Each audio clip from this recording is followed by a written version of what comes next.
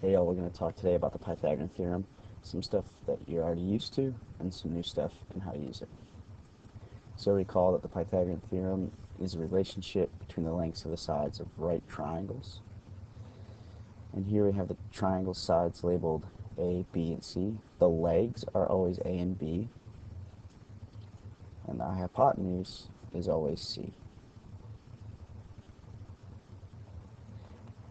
And you might recall that the hypotenuse is always the longest side.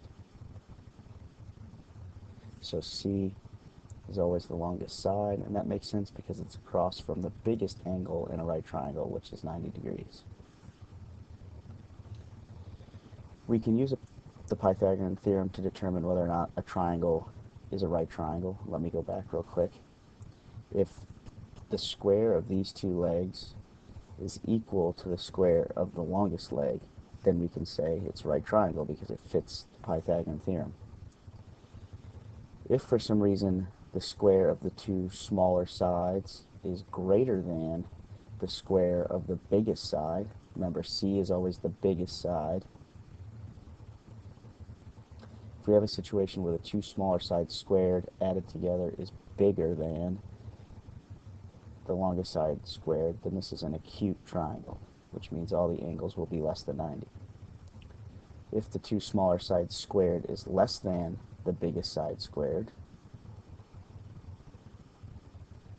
then we have an obtuse triangle. And of course, remember that if there's an equal here, then it's a right triangle. So let's use the Pythagorean theorem. We can determine whether or not a triangle with sides 12, 13, and 5 is right, obtuse, or acute. I'm going to slide this up a bit. So I'll start with the Pythagorean theorem with nothing in between a squared plus b squared and c squared, because I don't really know, so I'll put a question mark. That's what I'm looking for. Are they equal? Is one bigger? 13 is the biggest side, so we plug it in for C, and then it doesn't matter which one of these is A and B. Still question mark. So we get 25 plus 144. 25 plus 144 is 169.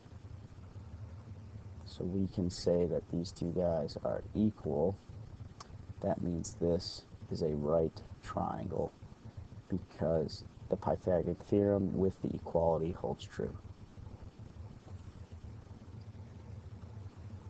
Go ahead and pause the video here and try to determine whether or not this triangle is right, obtuse, or acute.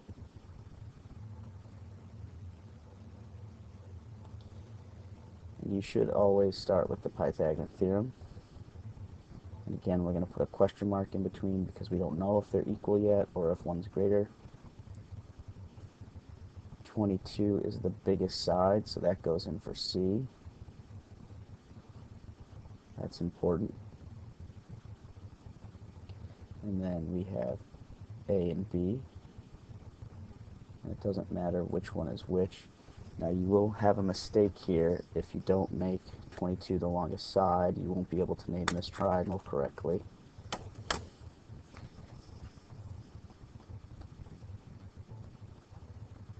So we can go ahead and square all these.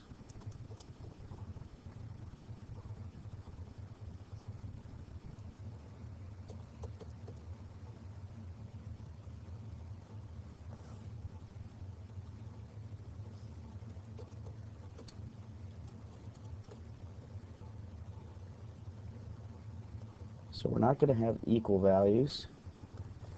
What we have is C squared being the bigger side. So since C squared, the longest side squared, is bigger here, it's greater than A squared plus B squared, this is an obtuse triangle. And that should make sense because the bigger C gets, the bigger C squared gets, and that means the bigger that the angle across from it has to be. And we know that big angles, angles greater than 90 degrees, are obtuse angles. go ahead and use what you just learned about the Pythagorean Theorem and determine whether or not these sides would make a right triangle, an obtuse triangle, or an acute triangle. And we will see you in class.